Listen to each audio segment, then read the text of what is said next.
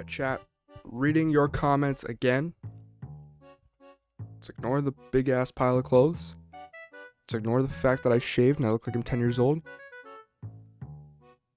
We're gonna get into it. Let's do it. Let's read some fucking comments. Also, before we start, no hate. No nothing towards these comments. We're just gonna read these comments. Some of them are funny. Some of them are not funny. We're just gonna go through them. So recently I did upload this multiverses video. Oh, you can't really see it. Shit.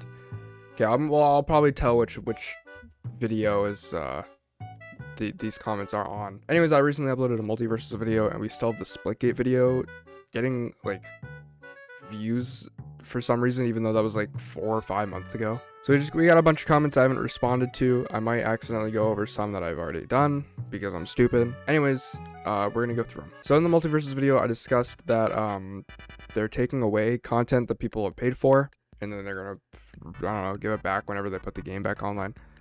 This person said people still have their stuff when the game is offline. I think, okay, but here's the thing.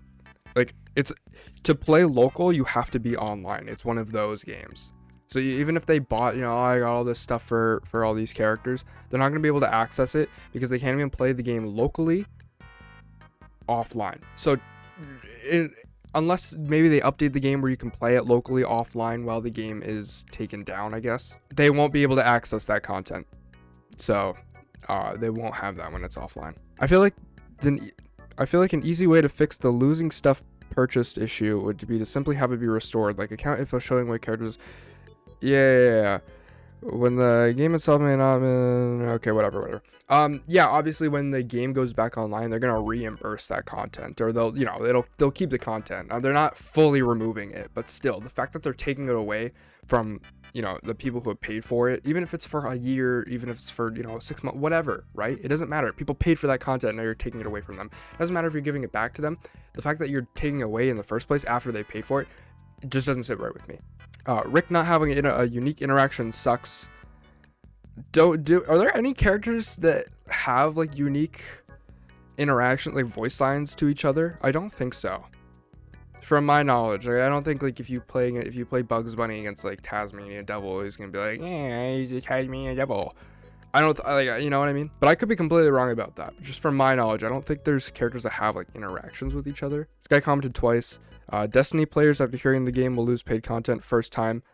True, actually, yeah, I completely forgot about that. For those of you who don't know, Destiny 2 launched as like a paid game, and then when they like with a story and like all this stuff, and then when they went free, they basically they deleted the original game and created a brand new game and just released that as Destiny 2. So you cannot play the original version of Destiny 2, which is terrible. It's just sitting on a hard drive somewhere and you can't play it. You cannot play the original story with all the original cutscenes, with all the original voice lines, with all the original quests, with all the original like rewards. Well, I mean, you can get those rewards now through the new quest, or the new like storyline, I assume. But the original thing of like, I believe it was the Cabal was the main enemy. You cannot play that anymore, and that is super messed up. Okay, so this is a comment on my video, or my short, about like, is Psycho Mantis the best boss in video games, which I thought was pretty cool. Anyways, this guy also thought it was really cool. Yes, he is 100%. Sorry, context. Title is Psycho Mantis the best boss ever? Yes, he is 100%. Metal Gear Solid 1 is one of those games you could play in 2023 and be like, how the fuck they do that? I played the game as a young child thanks to my dad, and have never in my life seen a game so amazing as Metal Gear Solid 1. So it's not like I'm really biased, just from nostalgia. I played many amazing games in my childhood. Metal Gear Solid 1 was absolutely mind-blowing with the puzzles in it. I mean, you legit had to find Ocelot by finding a weird knock on the wall, or noticing the paint was different in a game where you had overhead view. Honestly, several bosses in the game at least deserve top 10. Psycho Mantis is easily number 1 any day. Sadly, Metal Gear Solid 5 rubbed the MGS franchise in the mud and stooped to the level of these weak-ass gamers nowadays. What? Metal Gear Solid 5 is like, really, like, there's a lot of content in that game. I mean, if you think that, I mean, go ahead, but like, personally, I think Metal Gear Solid 5 is like one of the best in the series. Okay, this is on the Splitgate video. So what happened was that everyone was bored in 2021 and wanted to make a new game, which is new, and they really just mixed Halo and Call of Duty to make Splitgate, and it Felt like a really good game for like 4 months, but when the quarantine ended, everybody had things to do and it died. Hey, thanks for explaining the entirety of my fucking video. Like, what? Was this guy like asking, like, when the title is "So what happened to Splitgate"? Did he see that and he was like, I can rush to the comment section, like, fucking answer this question? Like, dude, the whole video is literally what you said. This game for me is in my opinion better than Halo Infinite, because the matchmaking in public games on Infinite feels like ranked, like they said in the roadmap. Infinite, we are a very competitive game, and Splitgate gave me fun before the launch of Halo Infinite. And I like Splitgate for the fun and the no competitive game, because that's because I think it is better than Halo, ignoring in both games the item shops or the pay content. Why live this game? It has more fun, and I hope Splitgate never falls. Well, if you watched the video, it did fall. Okay, this is on my Metal Gear Rising.